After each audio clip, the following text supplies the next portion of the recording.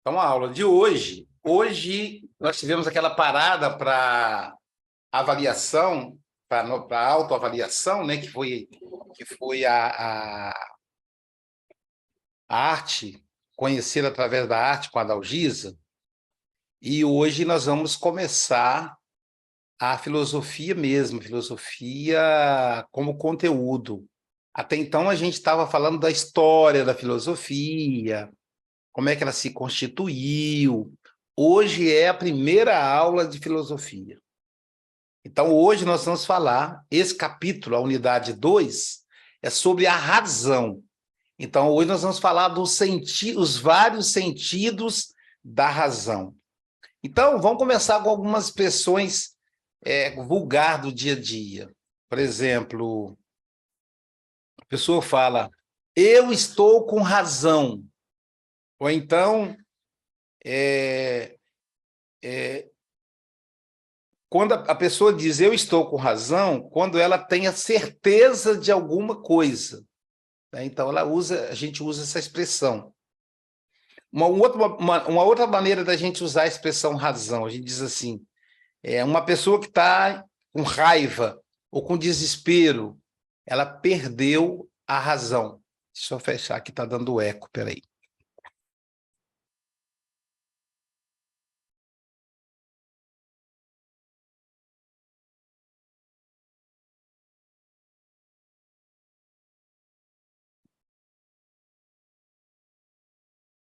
Então, a pessoa usa isso aí geralmente para falar da razão. Uma outra forma da gente usar a razão diz assim, que a pessoa perdeu a razão, né? Como se a razão fosse alguma coisa que se pode ter, não ter, possuir, perder, recuperar, né? A gente coloca a razão dessa maneira, como fosse algo que a gente adquire que a gente pode perder. E uma vez que a gente perde, a gente pode recuperar. Então, alguém perdeu a razão. Então, a gente colocar dessa maneira. Também é uma maneira equivocada do que seja realmente a razão. Outra frase que a gente utiliza, se você disser suas razões, sou capaz de fazer o que você me pede. Quer dizer, a razão aqui é por que você está me pedindo. Então, a gente vai vendo aí várias maneiras, várias formas que a gente utiliza a razão no nosso cotidiano. Por exemplo, a palavra razão está ligada à certeza, a um motivo, ou a lucidez, ou a causa. Né? Olha só, ela vale para certeza, você tem razão. Você tem razão, quer dizer, eu entendi o que você disse. Lucidez, está com a razão, perdeu a razão, o motivo, a causa, etc. Né? Pascal usou uma frase no século XVII que é muito lembrada até hoje. Ele diz assim, o coração tem razões que a própria razão desconhece. Então, aí ele atribui um outro lado da razão, ele vai falar da razão sentimental, a razão do coração, como se o coração fosse racional, né? Há quem diga que o coração é como se fosse um cérebro, e essas coisas, né? O coração no sentido do sentimento. E aí, Pascal, então, vai falar da razão como consciência, não só como consciência, intelecto, moral. E a consciência intelectual, moral, é diferente das paixões e sentimentos. Tem duas razões. Como é que ele fala? Ó, o coração tem razão que a própria razão desconhece. Ou seja, o sentimento, a paixão, tem uma lógica, tem uma razão própria, diferente da razão intelectual. Tem uma pintura aqui que eu queria trazer para vocês, mas não consegui achar na internet. Falar nisso, deixa eu ver se eu consigo achar aqui no computador, porque no celular eu não consegui achar, não. Eu pesquisei no celular para ver se eu achava, e eu não consegui. Deixa eu ver aqui se eu acho. Cadê aqui o teclado? Quadro.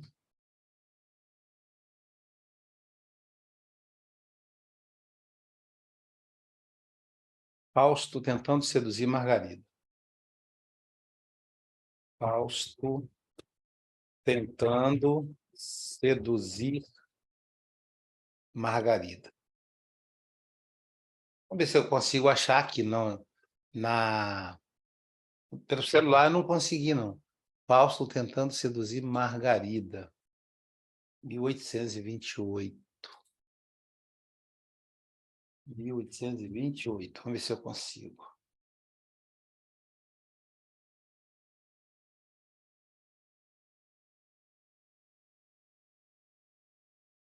Vamos ver se eu acho aqui, pesquisar, compras. Cadê a imagem, gente? Nossa, já complicou aqui o Google. Que isso? E bugou o negócio aqui, entrou uma outra coisa na história aqui. Deixa para lá. Deixa para lá. Eu ia tentar mostrar para vocês aqui um quadro que fala o aspecto moral, né? O bem e o mal, do ponto de vista da razão. E aí a razão como consciência moral é a vontade racional livre, que não deixa dominar pelos impulsos passionais. Então aí a gente começa a perceber que aquela razão que a razão desconhece não é uma razão, é uma impulsão passional, é paixão. Então, é diferente. A consciência moral, a racionalidade livre, ela não se deixa arrastar pela paixão, pelo sentimento. Ela é separada do sentimento. E aí continua, né? A razão é concebida como temporal também, como capaz de aumentar seu conteúdo. Então, também a razão é temporal. Existem coisas que a razão hoje admite que a razão, historicamente, há 30 anos atrás, não admitia. Por exemplo, a minha razão, do Aloísio, ela admite hoje a possibilidade de dois homens se casarem, terem relações sexuais, de constituírem uma família, de duas mulheres. Ela admite isso, antes não admitia. Então, a razão, ela modifica historicamente. Então, hoje, a nossa razão aceita uma mulher dirigir um ônibus, um caminhão, uma mulher trabalhar como pedreiro, como pedreira, como marceneira, um homem ser babá, ser cozinheiro, ser professor de criança. Antes isso não era admitido. Então, a razão ela depende do lugar e da história também. A racionalidade ela é histórico-cultural. Por exemplo, na época do Luís XIV, Luís XV, Luís XVI, aliás, né? O homem usava rosa, usava meia calça, usava peruca, brinco, usava sapato salto alto. Essa era a razão machista, ou de macheza, ou de masculino para a época. Hoje, se um homem colocar meia calça e salto alto, é questionada a masculinidade dele. Mas isso também já está caindo. Hoje já é possível o homem fazer isso, mas algumas razões não vão aceitar. E aí, a gente continua, Aloísio, por exemplo. Aloísio. Oi. Maísa. Ei. Eu estou com dois aluninhos de 2 aninhos. Eles têm um cabelo muito bonito, sabe? Um o cabelinho é todo pretinho, o outro o cabelinho é todo lourinho. E os pais não querem cortar o cabelo, porque acham o cabelo dos meninos muito bonitos. Sim. E aí, o que as mães estão fazendo? Estão colocando chuquinha nos meninos. Eles estão andando de cabelinho amarrado, de cabelinho amarradinho, de Olha rabinho, de isso. pinha. Imagina isso. Cima, com a aprovação dos pais, dos homens. Olha, que barato. Tá vendo? Eu sou muito grato ao mundo espiritual por poder assistir isso, entendeu, Maísa? Aham. Ainda que eu não esteja vendo, eu estou vendo pelos seus olhos. Isso me engrandece como ser. Eu Isso me me engrandece. divirto com isso, Pois sabe? Eu não é, os esperava. limites estão sendo derrubados. É. Os meninos filhos do Nelson Xavier, lá de Barbacena, hoje são rapazes. Quando ele é pai adotivo de a 7 ou 8 crianças. Tem um só que é biológico, o resto é tudo adotivo. É linda a família dele. E aí, que eles mexiam com orfanato, então eles adotavam as crianças dos orfanatos. Olha, o espiritismo ele é lindo, muitas pessoas absorvem ao pé da letra e conseguem fazer do espiritismo uma mensagem fantástica. Enfim, quando eu conheci os meninos do Nelsinho, eu falei assim, que lindas! Aí passei vergonha, eram meninos, porque o cabelo ia no bumbum, entendeu? Aquele cabelo que vai no bumbum. E aí o meu preconceito, e aí não vamos falar sobre isso, de julgar que tem cabelo comprido é menina, tem cabelo curtinho é menino, passei vergonha. Passei vergonha. Inclusive perante os pais. As crianças nem ligaram, os pais aqui. Não, Luiz, é o Nelsinho. Também o nome do pai, inclusive, um deles. Aí eu falei, desculpa, Nelsinho, desculpa aí o tio Aloysio ficar maluco e tal. Enfim, passei vergonha, né? Então,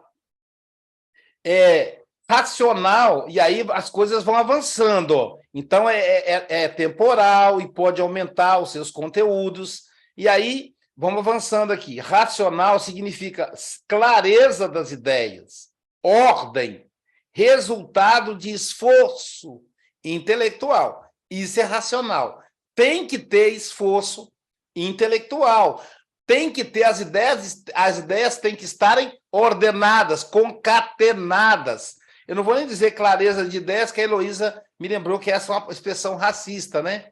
Porque lembra que é clara, por isso é branca, por isso, aquela coisa toda.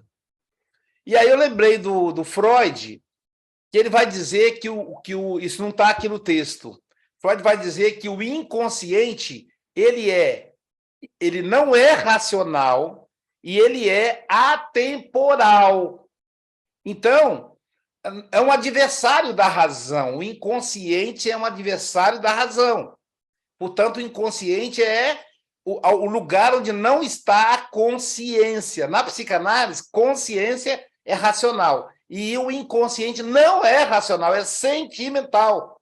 E aí, o desafio que Freud vai dizer que nós somos governados pelo inconsciente, pelos sentimentos. Então, a gente vai... A clínica psicanalítica, na verdade, é um espaço da razão.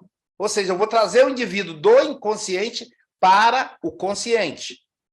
E aí, a nossa querida Marilena Chauí, ela vai dizer que o processo da razão, ele nasce do que ela chama de trivium, que a gente chama hoje trivial, ou seja, básico. Na Grécia Antiga, haviam 3 disciplinas básicas para qualquer estudante, que me parece que a nossa escola tem muito da Grécia Antiga.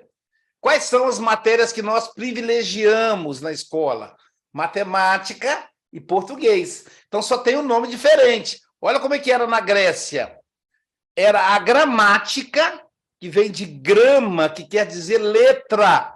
Então, o indivíduo precisa dominar as letras, o vocabulário do seu país. Então, a gramática também tinha a retórica. A retórica é o convencimento do outro, a persuasão. E a lógica. Lógica ou dialética, quer dizer exercício da capacidade de argumentação. Então, esse era o trivium, era o trivial para se aprender na escola. Gramática, que para nós é português, retórica, que é o discurso, e a lógica, que é a matemática, nos é apresentada através da matemática. Então, a racionalidade é entendida como essa confiança na força da palavra, no poder do convencimento, dos argumentos corretos, na capacidade de mobilização das pessoas. E essa é a razão. Eu conheço o assunto, então eu domino o assunto, as letras, e como eu sei escrever, falar, eu vou saber transmitir aquele assunto e eu conheço a outra pessoa. Eu sei que ela não domina aquele assunto, ou domina menos. Então, eu vou entrar e vou convencê-la. Isso é a racionalidade na visão dos gregos. E, em cima disso, se constrói a ideia de consciência, ou consciência moral, que é a clareza da ordenação, do rigor e precisão dos pensamentos e palavras. Então, a pessoa que tem problema cognitivo, ela vai ter problema na razão, porque ela não consegue concatenar as palavras, ordená-las, estabelecer essas palavras o peso que cada uma merece. Em cima disso, vai ser construída a razão objetiva e a razão subjetiva. A razão subjetiva é aquilo que eu olho, é aquilo que eu leio e que eu entendo, e que eu absorvo. E a razão objetiva é quando eu consigo fazer isso e consigo transmitir para as outras pessoas. Quando eu falo assim, o que é isso aqui? Todos vão responder, isso é um aparelho celular, um smartphone. Agora, se eu perguntar para uma pessoa que nunca viu o celular, o que é isso aqui, eles não vão. Ou seja, para ele não é objetivo, para ele não é objeto. No entanto, se eu perguntar o que é isso aqui, todo mundo vai dizer uma caneca. Mas se eu perguntar também a uma pessoa da roça, uma pessoa que nunca teve contato com a escola, que nunca teve aparelho celular, ela vai saber que é uma caneca, porque é um objeto arcaico. Então, quer dizer, para ela é um objeto conhecido. Não adianta alguém falar sobre alguma coisa, sei lá, da informática que eu não conheço, eu não vou entender. Então, não é objetivo para mim. Agora, se falar para o Vitor Hugo, que é o meu filho especialista nessa área, para ele já vai ser objetivo. Então, subjetivo é aquilo que é só meu, é aquilo que eu compreendo. Então, o paciente, quando vem na clínica, ele traz a sua subjetividade, o conhecimento de si mesmo. E daí vem a palavra razão. A palavra razão, ela deriva de logos e ratio. Pode ser logos em grego ou ratio em latim, que quer dizer contar, reunir, medir, juntar, separar, calcular. Então, razão é falar, pensar e falar ordenadamente, com medida e proporção, com clareza e de modo compreensível aos outros. Isso é racional. Por exemplo, eu estou sendo racional, eu estou falando de maneira ordenada e compreensível a vocês, pelo menos é o meu desejo. Não sei se eu estou conseguindo. E aí, para a gente entender, e aí a razão, ela pode ser uma maneira também, é uma maneira de você organizar a realidade. Vamos ter eleições para prefeito o ano que vem.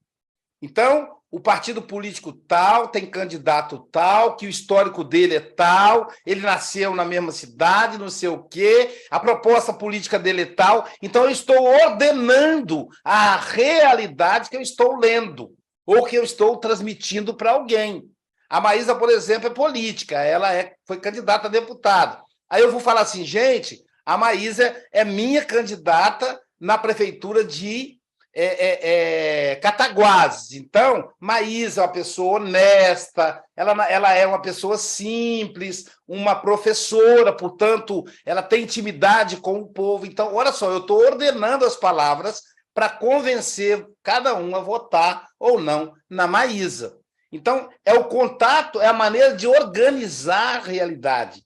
E tem uma coisa que eu sou frustrado, que eu não aprendi, eu ainda vou ter tempo para aprender, que é o xadrez.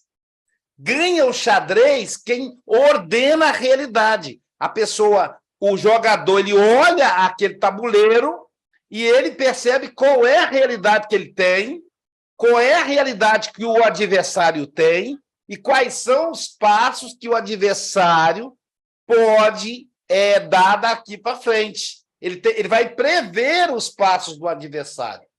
Então, o xadrez é um grande exemplo. E eu encerro a minha fala, já atrasado, que eu combinei com o Sócrates de só até 8h20, para a gente poder conversar no final. A razão, então,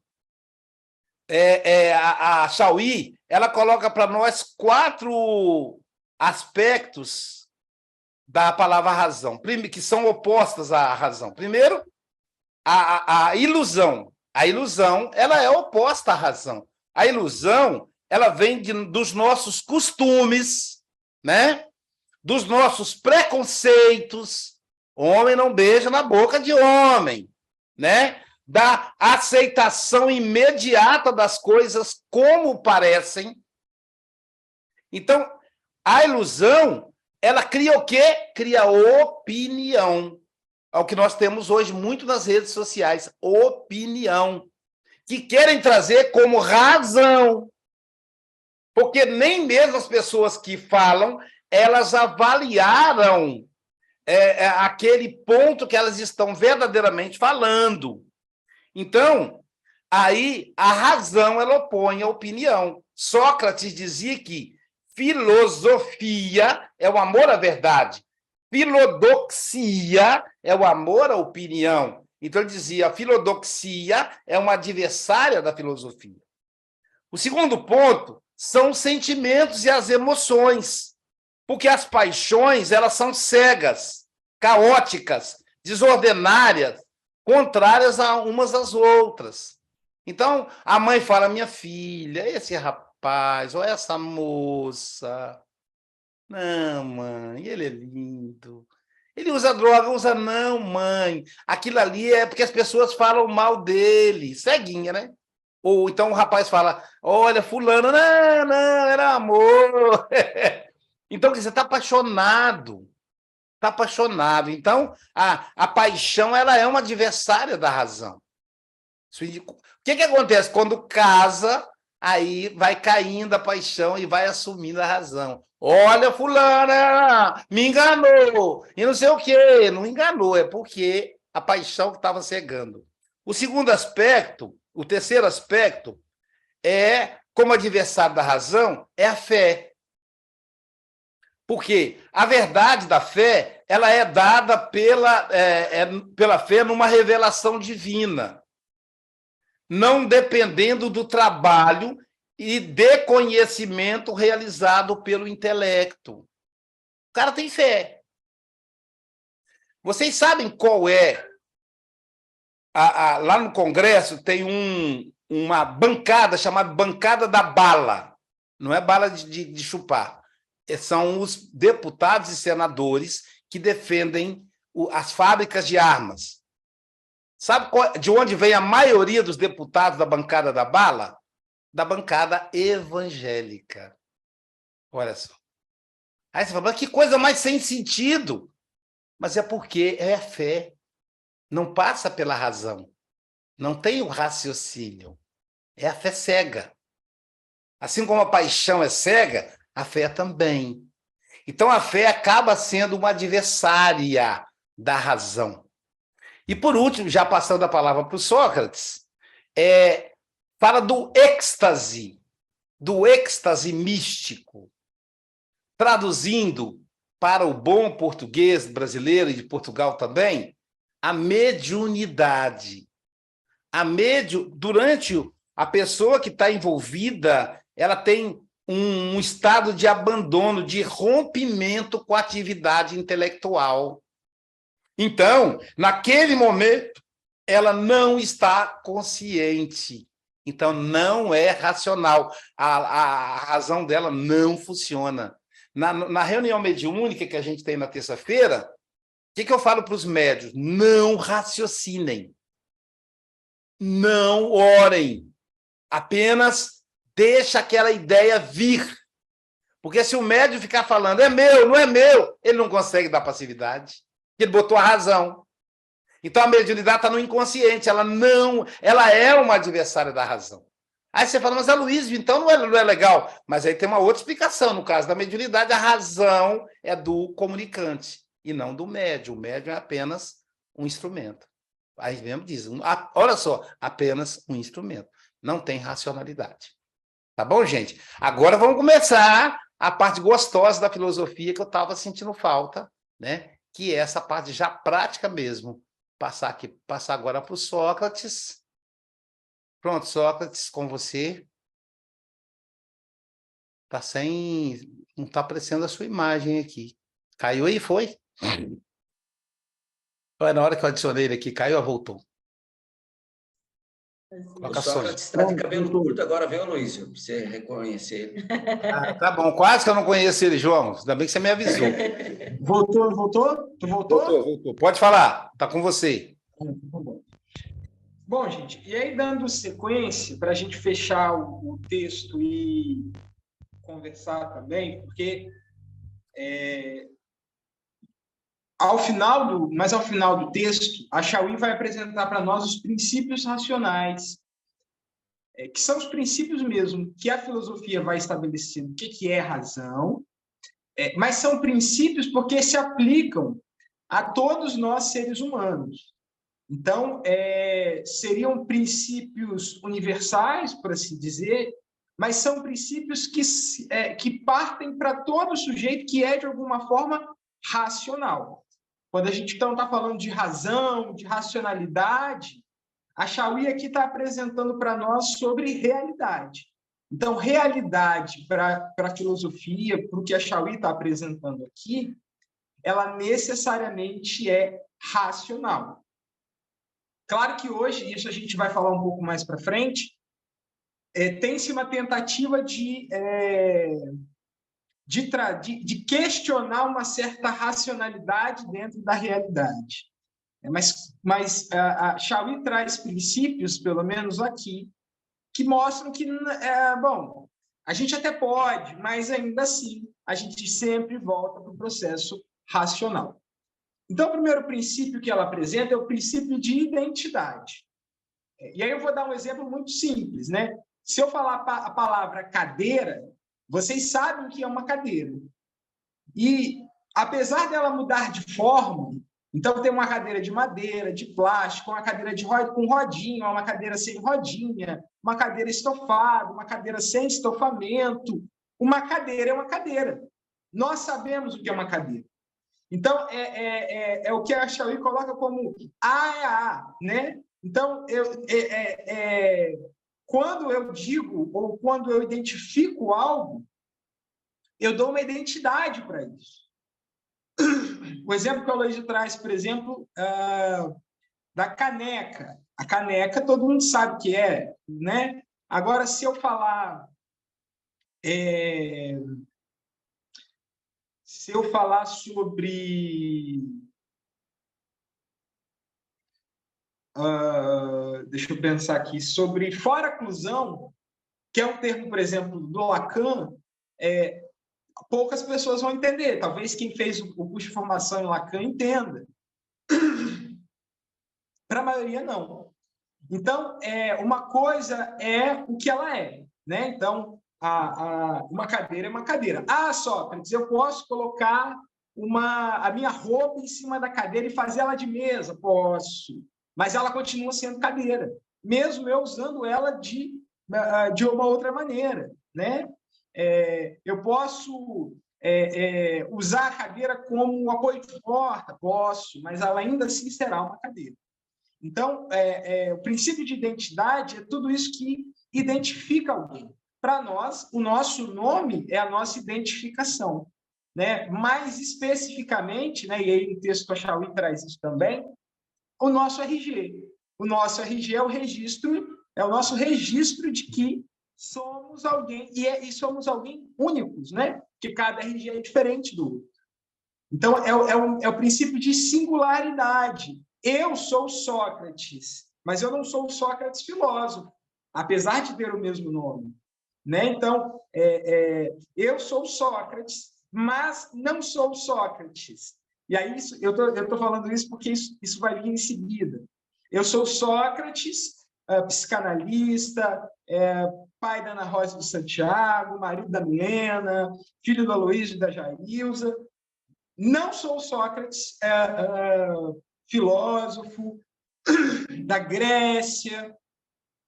Então, o princípio de identidade é isso que nos identifica. É o primeiro princípio e é o princípio racional. Então, a gente tem que exercitar a razão, né? Na medida em que a gente inclui a criança. A criança, por exemplo, ela não tem esse princípio de identidade, porque a criança não age pela razão. Minha filha outro dia falou assim, papai, mamãe, quando a minha barba crescer... E aí a gente riu, porque a gente falou, minha filha, então, a sua barba não vai crescer, não de uma forma natural, mas ela não vai crescer, né? Porque você é uma menina. Isso pode mudar, mas hoje, né, o princípio que identifica ela é nesse lugar. E mulher não nasce barba, a não ser que haja ali uma intervenção, que se faça tratamentos hormonais, enfim, para que a barba comece a crescer. Mas, por natureza, homens, por exemplo, eu não tenho barba, né? Então, não é algo que acontece, que vai acontecer. O segundo princípio que ela apresenta para nós é o princípio da não contradição ou o princípio de contradição. Então, A é A e é impossível que seja ao mesmo tempo e na mesma relação não há. Explico melhor. Uma cadeira é uma cadeira. E aí, o que eu falei, eu posso usá-la de mesa? Posso, mas ela continua sendo uma cadeira. Eu estou dando a ela uma utilidade de mesa. Então, eu não posso dizer uma cadeira é uma cadeira, mas não é uma cadeira ao mesmo tempo. Não posso. Ela é uma cadeira, ponto. Não importa o uso que eu esteja fazendo dela. Né? Então, eu sou Sócrates, posso não ser o Sócrates da Grécia, mas eu não posso ser o Sócrates filho do Aloysio. Não tem outra opção. Né? Então, eu sou o Sócrates, pai da Ana Rosa. Não tem outra opção, não tem como mudar isso. É o ponto da contradição mesmo. Então, não, eu sou, mas não sou. Isso não existe. Eu sou, ou eu não sou. Então, aí esse é o princípio que ela vai dizer também, que é o que a gente toma muito como verdade e a mentira. Só tem essas opções. O sim e o não. É verdadeiro ou é falso? Não, isso é uma meia verdade. Não tem meia verdade. Ou é verdade ou não é. É uma meia mentira. Não tem meia mentira. Ou é mentira ou não é. Não, é porque eu escondi, eu omiti. Não, então não é verdade o que você está contando. Não, é uma meia verdade. Não é verdade. Porque se você não está contando a verdade, então você está contando mentira. Também um pouco vem do nosso... essa construção, a razão dá a nós um pouco essa construção dual, né? Então, ou é ou não é. Ela não existe o meio termo. Né? Mas isso não quer dizer que isso não possa mudar em outro tempo, em outra relação. Então, eu digo, eu sou Sócrates, marido da Milena. Mas daqui a um tempo eu posso dizer, eu sou Sócrates, marido da Juliana. Vou dar um exemplo. Ou seja, há uma possibilidade de mudança, inclusive para um oposto. Eu sou contra a prisão. Eu posso mudar minha opinião e dizer, não, eu sou contra a pena de morte, mudar totalmente para o oposto. Isso não é contradição, isso eu modifiquei, eu deixei de ser aquele. Eu não posso ser aquele e esse ao mesmo tempo, não existe. Não, eu sou contra a prisão, mas sou a favor da pena de morte. Não existe, é contraditório, entendem? Então, eu posso passar de um a outro. E aí isso é possível, isso realmente pode acontecer, é o que ela vai chamar de... Aí eu saio da contradição, eu passo a me tornar uma outra coisa. Agora, eu não posso ser não posso ser um e dois ao mesmo tempo. Ou eu sou um, ou eu sou dois. Não há diferença, não há como como ser as duas coisas ao mesmo tempo. O terceiro princípio é o princípio do terceiro excluído, né? Que ela vai dizer o seguinte: só existe duas possibilidades, ou é ou não é. Não existe uma terceira. Mesmo quando a gente faz uma prova de múltipla escolha, tem quatro questões. Uma está certa, as outras estão erradas. Ou seja, eu só tenho duas opções, ou acerto ou eu erro. Não tem outra. Ah, não, Sócrates, mas aqui está quase certo, mas não está certo. Então, o princípio do terceiro excluído significa que ou é isto ou é aquilo. Só tem essas duas opções. Ou é verdade ou é mentira, ou está certo ou está errado. E aí parece até aquela coisa do preto e branco, né? No preto e no branco. Não, é muito 880. Para a razão é muito 880. Não tem essa... vamos levar em consideração aqui que o Sócrates estava passando por um surto psicótico. Não, ele cometeu um crime. Ele cometeu um crime. Mas ele está em surto, tudo bem, mas veja, o fato aconteceu, o crime está cometido. Não importa a justificativa. Ou ele comete ou ele não comete crime, ele cometeu crime. Então, não existe uma terceira via, uma terceira opção, né? O último princípio que ela apresenta para nós é o princípio da razão suficiente. E aí, esse princípio, para mim, talvez abarque os outros, dando um nó para explicar como que a razão funciona, porque também não chega a ser... E aí, por isso eu estou dizendo, não é esse 880 que a gente imagina. Eu percebi, inclusive, como que a psicanálise ela se utiliza muito do processo racional, quando eu estava preparando. Porque, vamos lá, né? Ela vai dizer que o princípio da razão suficiente é um princípio de que tudo tem uma causa e que pode ser explicado racionalmente. Tudo tem uma causa, um motivo para existir e para acontecer. Nada é por acaso. Até o acaso tem uma causa. Ou o acaso é uma causa. E aí esse é o ponto. Esse é o ponto da razão. Então, ela vai trazer o exemplo da guerra, né? Que numa guerra, o efeito universal e necessário dela são as mortes.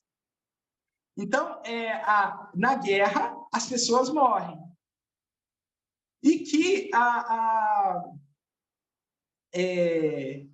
é imprevisível ou acidental, né, que aquela guerra, as pessoas, que aquela guerra vá ou não acontecer. Então, veja, a guerra pode ou não acontecer, você tem essas duas opções. Mas é certo que se ela acontecer, vão haver mortes. Entende? Então, as mortes da guerra, elas têm uma causa, que não é a causa da outra guerra. A Primeira Guerra Mundial teve um motivo.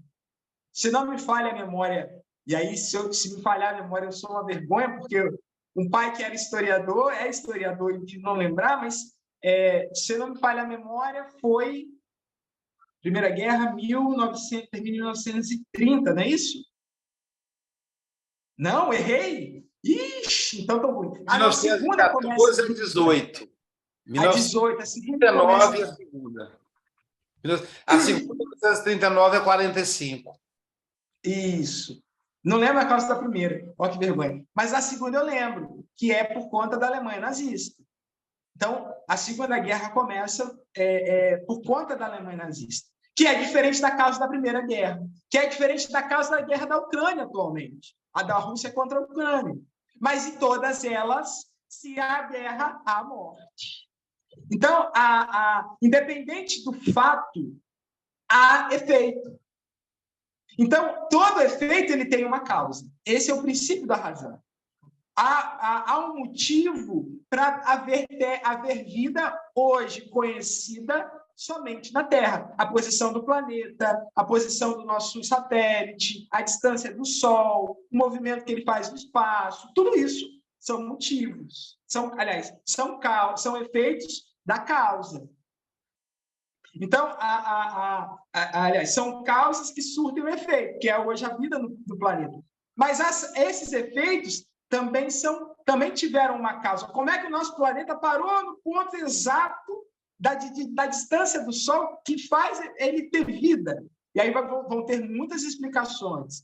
Os cientistas vão dizer, isso é algo que aconteceu, é o acaso. O acaso ele pode ser uma causa. Para nós espíritas, a gente sabe, por exemplo, a causa disso, né? Ou pode ser um acidente. A descoberta da radioatividade foi acidental, de que a radiação matava foi acidental, né? Marie Curie não sabia que mexer com Plutônio de forma desprotegida iria matá-la. Matou. Então, foi acidental, mas teve uma causa.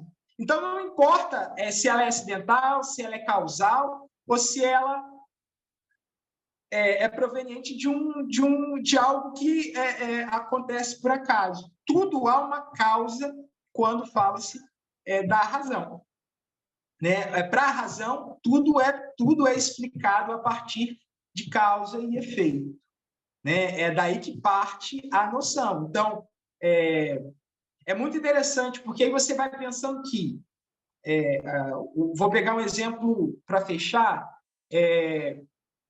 Uma pessoa que é transexual, por exemplo, que se descobre transexual, a gente volta lá no princípio de identidade, porque é a primeira coisa que se questiona. Né? Então, eu, Sócrates, sou homem. Eu sou homem, e aí a gente entra no princípio de contradição. Não posso ser mulher, eu sou homem. Eu me vejo homem, olho no espelho e vejo isso. O transexual, não. Ele não se vê homem, porque para ele é uma mulher, mas quando ele se olha no espelho, ele não se vê mulher, ele se vê homem. E aí é o que a gente chama, inclusive, que tem um nome para isso, chama-se disformia. Eu não vejo o meu corpo como ele realmente é. Então, e aí isso vai gerando em mim a necessidade de entender. Então, eu sou homem ou eu sou mulher? Aí, hoje em dia, tem a questão do não binário. Vejam que o Foucault fala isso também, né? A noção de norma, ela sempre vai ficar existente. Ou eu sou hétero ou eu sou homo. Não. Tudo bem, eu posso ser pan, eu posso ser bi, eu posso ser não binário, porém, eu sou uma ou outra coisa. Eu não tenho como ser as duas. Eu só tenho duas escolhas. Ou eu sou hétero ou eu sou bi. Ou eu sou homo ou eu sou pan. Eu não tenho mais opções. Só tenho duas escolhas. Ou eu sou ou eu não sou. Entendem? Então, e aí a gente chega na razão, né? O que faz com que a pessoa não se enxergue no próprio corpo? E aí, novamente, a gente vai entrar... pode ser uma questão do acaso, esse não encontro, uma questão... e aí a gente vai entender para um lado espiritual, enfim, tem uma causa, tem um motivo. E é isso. Essas são as... essa foi o finzinho do capítulo, e a gente pode abrir para conversar.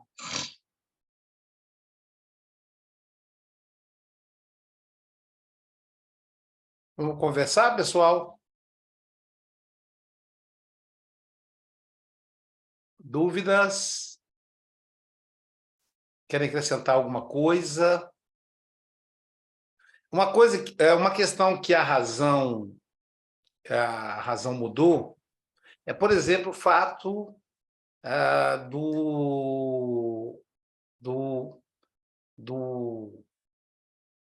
do homem, que não é mais exato, né? Por exemplo, igual o Sócrates falou, eu sou pai da Ana Rosa, isso não pode mudar, não tem como mudar, né? Pronto, acabou.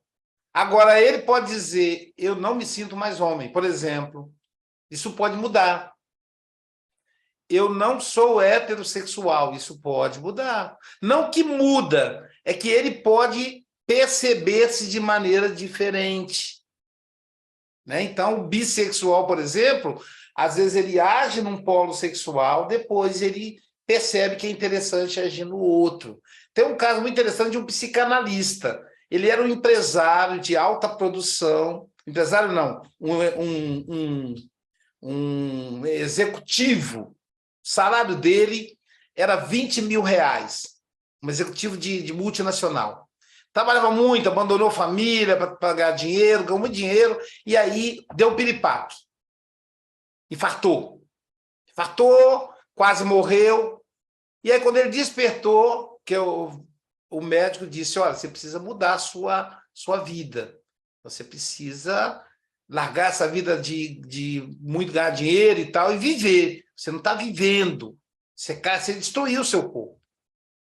E aí ele começou a meditar. A primeira coisa, ele pediu demissão na empresa. Né? E com o dinheirinho que ele tinha juntado, ao longo desse tempo, ele começou a viver. Depois ele resolveu que ele ia vestir um vestido. E aí ele vestiu um vestido. E se vestiu de mulher. Ele passou a ter uma performance feminina. E aí perguntaram a ele, então, você se tornou gay? Ele falou, não. E sua esposa continua casada comigo. Veja que interessante. Ele é hétero, mas quer se vestir de mulher. E aí, por quê? Porque depois ele percebeu que isso estava destruindo ele. Porque, na verdade, ele sempre se via assim, só que antes ele guardava isso. Mudou a racionalidade dele. E aí, dizendo que os netos falaram assim, ele teve aquele Espírito Santo em conferências e tal, aí dizendo que os netos falaram assim, vovô, eu vou chamar o senhor de vovô ou de vovó? Ele falou, o jeito que você quiser, pode chamar de vovô, pode chamar de vovó. Então, a filha foi a única, isso Freud explica, foi a única que não aceitou a mudança de manifestação dele. Então, ela ficou sem conversar com ele 5 anos. Ele falou, até o dia que ela precisou de dinheiro. Aí ela fez as pazes comigo. Então, mas só para perceber que, olha só, isso até então, né, Sócrates, estaria naquele quadro de o Sócrates é pai da Ana Rosa. Isso não muda. Agora, no caso, muda. O Aloysio se veste como... Se bem que isso está mudando também, né? O que é se vestir como homem ou como mulher? Né? Então... tudo isso está sendo mudado pela racionalidade. Ou então, por exemplo, na clínica, o paciente vem e diz assim, minha sogra é terrível, ela destrói meu casamento. Aí você fala, por que ela destrói seu casamento? Não, porque ela fica falando mal de mim para a filha dela, mas não era que é casada com você. Então, você propõe que ele saia daquelas crenças e racionalize. Você não é casado com a filha dela? Mas por que influencia tanto no seu casamento? Não é com ela que você é casado? Então, a pessoa começa a meditar. Meu filho é um jovem que não dá para nada. Qual é a profissão do seu filho? Não tem profissão, ele é artista. Então, artista não dá para nada. Tem algum artista que você gosta?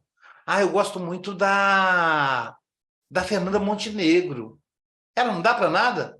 Não, ela é maravilhosa. E por que o seu filho é um fracassado e a Fernanda Montenegro é maravilhosa? Aí a pessoa começa a... Então, por isso que a gente fala que a clínica, né, Zil, ela é essencialmente racional.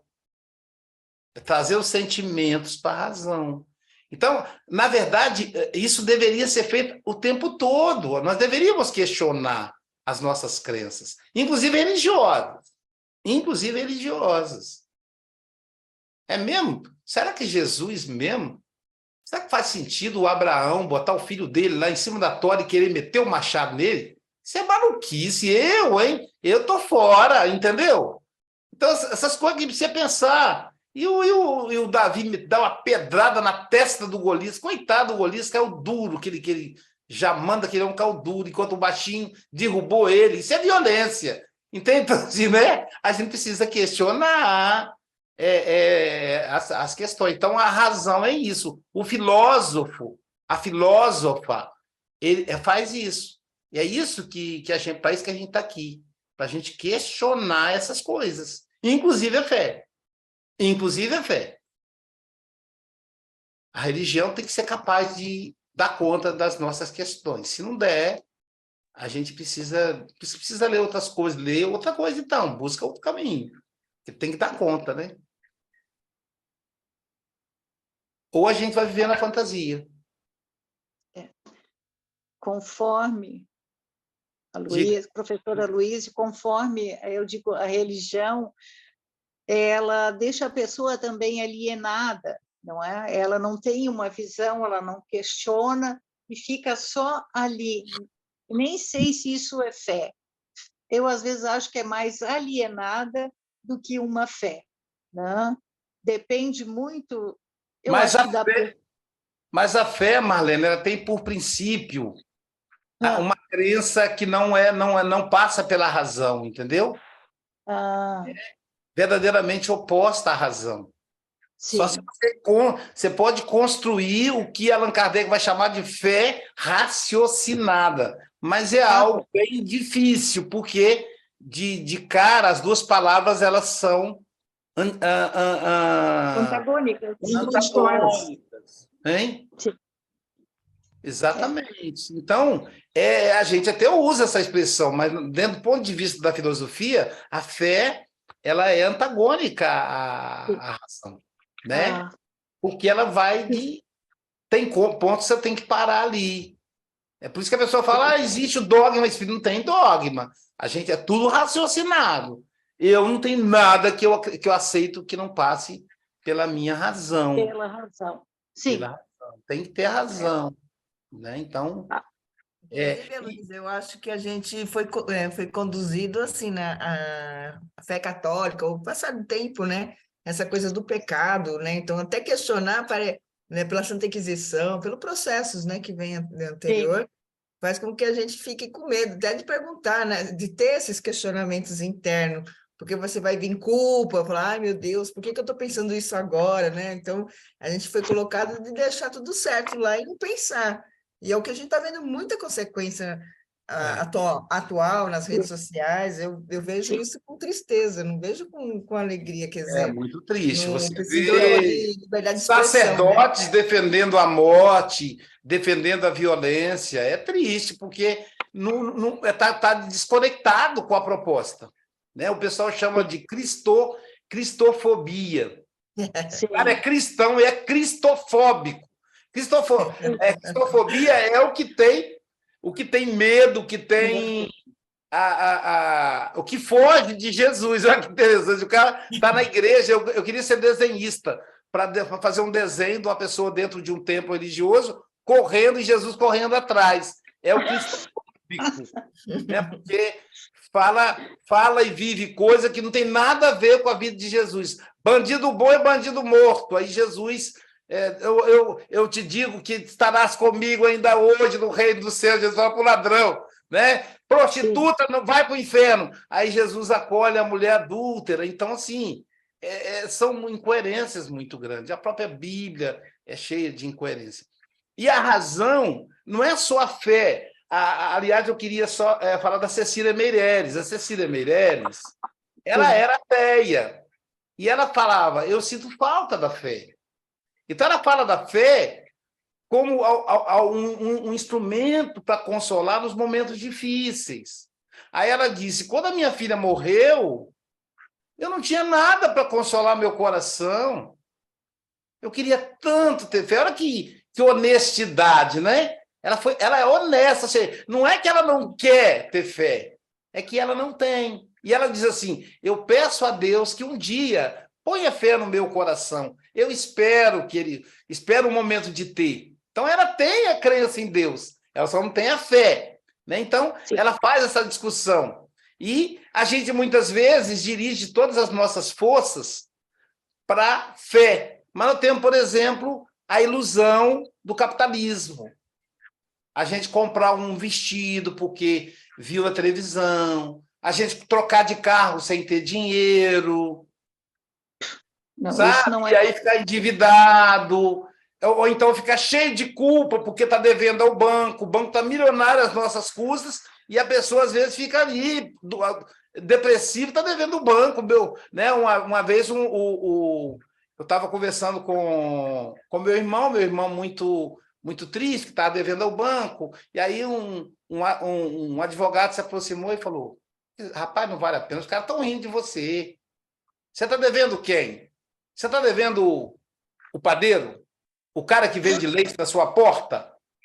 A farmácia do bairro? Aí falou: não, tá bom, não esquenta a cabeça com o banco, não. Seja feliz, não vai deixar sua família passar fome por causa do banco. Isso é a razão. Ele está usando a razão. Porque como é que ele ia faltar com a moral, que isso é imoral, mas é ético e é racional. A ética leva em consideração o outro. A moral leva em consideração o princípio frio das letras. Então, ficar devendo, priorizar, ao invés de pagar o banco, pagar a conta de luz para não cortar, comprar o gás de cozinha, comprar comida para os filhos, é imoral, mas é ético e é racional. Achei muito interessante isso, porque até então eu concordava com o meu irmão. Mas aí, quando eu vi o advogado falar, eu falei: é mesmo, esses caras são milionários, cara, e a SA nem sabe que eu existo. Né? Então, deixa eu priorizar aqui agora. Claro, se eu puder pagar tudo, melhor. O bom mesmo, inclusive, você nem pegar dinheiro com eles, que eles, né? Agora o juros está muito alto. Bom mesmo você pagar o cartão de crédito, a fatura toda, ou nem usar o cartão de crédito. Mas se você já se enrolou, você tem que buscar uma racionalidade para sair. Né? Então, a razão também da ilusão. Eu tenho uma paciente médica que comprou um vestido por R$5.000 e agora ela não quer usar o vestido, que ela acha que não fica bem para ela.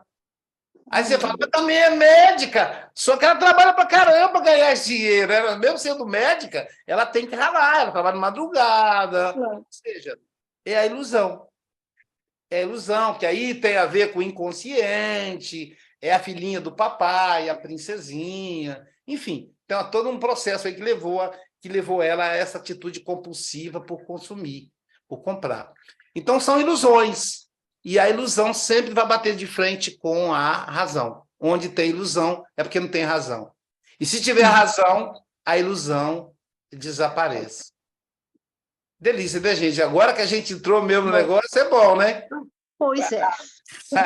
Tem um exercício aí para a semana. Já vi. Tá bom? As questões. Vamos postar nos grupos e até a próxima segunda, se Deus quiser. Pós-congresso, mas nós estaremos aqui, né, Sócio? Aí, ainda com a ressaca do congresso, estaremos aqui. Tá bom.